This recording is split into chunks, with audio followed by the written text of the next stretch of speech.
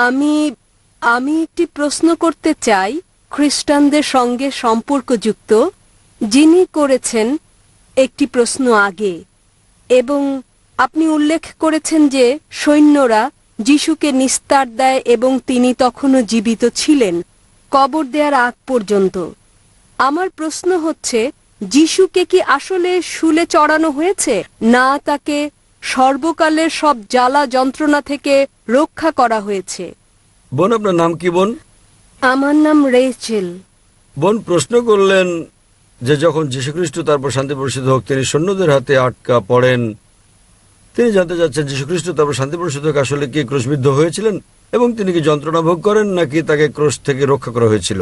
উভয় ঘটনার কোরআন এবং বাইবেলে দেয়া বিবরণে তফাৎ রয়েছে। আমি তুলনামূলক ধর্মের ছাত্র হিসেবে আমি দুটোই জানি।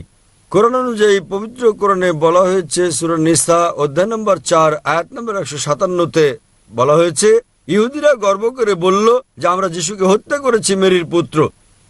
কিন্তু কোরআন বলছে তারা তাকে হত্যা করেনি, না তারা তাকে শুলে চড়িয়েছে, কেবল তারা একটা ধাঁধায় পড়ে গিয়েছিল।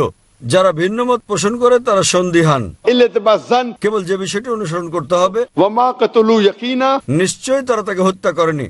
তাহলে কোরআন অনুযায়ী সূরা নিসা অধ্যায় নম্বর 4 আয়াত নম্বর 157, যীশু খ্রিস্টকে তার উপর শান্তি বর্ষিত ক্রুশবিদ্ধ করা হয়নি, তাকে হত্যা করা হয়নি, তারা ধাঁধায় পড়ে গিয়েছিল।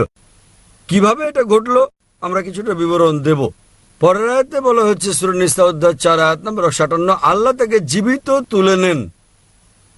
বাইবেলে এখন কোরআনে মুসলিমদেরকে বলা হচ্ছে তাকে হত্যা করা হয়নি, তাকে শুলে চড়ানো হয়নি। আমরা সন্তুষ্ট। তারা ধাঁধায় পড়ে গিয়েছিল কিভাবে এটা ঘটলো। এ ব্যাপারে অনেক ধারণা রয়েছে।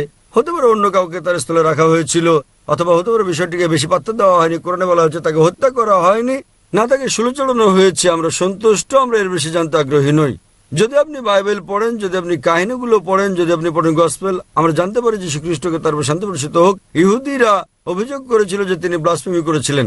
যদি আপনি পড়েন গসপেল অফ জন অধ্যায় 10 অনুচ্ছেদ 31 ও 32, যেখানে তিনি বলেন আমি এবং আমার পিতা এক, তাই তারা বলে নিজেকে তিনি ঈশ্বর দাবি করেছেন। তাই তারা বলে তুমি মানুষে নিজেকে ঈশ্বর দাবি করো। তো যীশুখ্রিস্ট তখন বলেছেন গসপেল অফ জন অধ্যায় 10 অনুচ্ছেদ 32, তোমাদের ধর্মগ্রন্থে কি এটা লেখা নেই যে তোমরা হচ্ছে গড? যে ব্যক্তি ঈশ্বরের বাণী বলে তাকে গড বলা হয় এবং নিয়ম ভঙ্গ করা হয়নি। তাই এখানে তারা ভুল করেছে যে তিনি নিজেকে ঈশ্বর দাবি করেছেন। তারা তাকে মারার জন্য পাথর কুড়ালো। তখন তিনি বললেন আমি অনেক ভালো কাজ করেছি, কোন ভালো কাজের জন্য তোমরা আমাকে পাথর মারছো? তাই এর উপর ভিত্তি করে 5 জন পাইলটে একটি বিচার হয় এবং পরে তাকে শুলে চড়ানো হয়।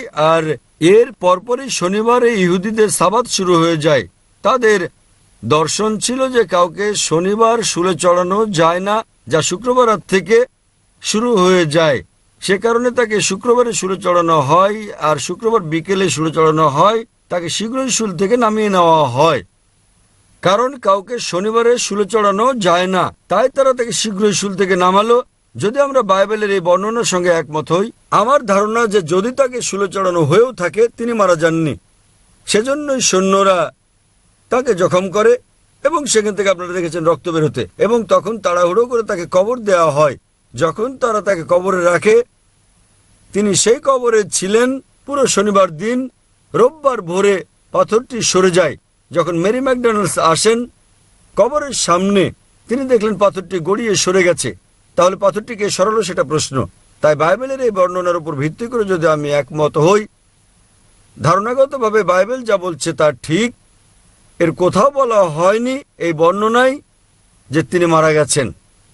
সুতরাং আমরা এই বর্ণনা থেকে জানতে পারি, যদি তাকে জনার নিদর্শন পূর্ণ করতে হয় যে জনা 3 দিন এবং 3 রাত ছিলেন মাছের পেটে, তাই মানব সন্তানকে 3 দিন 3 রাত মাটির নিচে থাকতে হবে। যীশু খ্রিস্টকে তাহলে বেঁচে থাকতে হবে।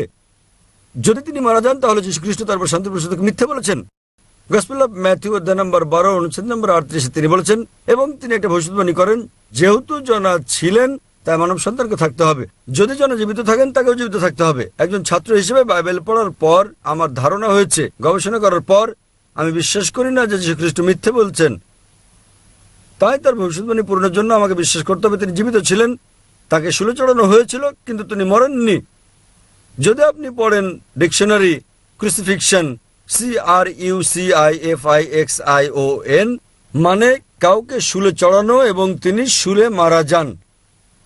ডিকশনারিতে এমন কোনো শব্দ নেই যাতে বলা হয়েছে আপনি কাউকে শুলে চড়ানোর পরও মারা না গেলে তাকে কি বলা হবে।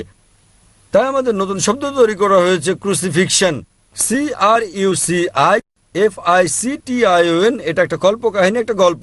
তাকে শুলে চড়ানো হয় কিন্তু তিনি মারা যাননি। তাই আমি বিশ্বাস করি যে যদি আমি বাইবেলের সঙ্গে একমত হয় এটা ঠিক এবং যীশুখ্রিস্ট তারপর শান্তি প্রসাদকে মিথ্যে বলেননি, এটা ছিল ক্রুসিফিকশন, FICTION। এটা ফিকশন নয়, FIXION। আশা করি বোন উত্তরটা পেয়েছেন।